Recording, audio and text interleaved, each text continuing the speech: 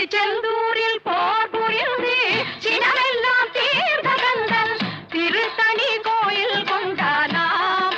அவன் பக்தர்கள் எல்லாம் காவடி தூக்கி வந்தாராம். திருச்செந்தூரில் போர் புரிந்து சினமெல்லாம் தீர்ந்த கந்தன் திருத்தணி கோயில் கொண்டானாம். அவன் பக்தர்கள் எல்லாம் காவடி தூக்கி வந்தாராம். அவன் பக்தர்கள் எல்லாம் காவடி தூக்கி வந்தாராம்.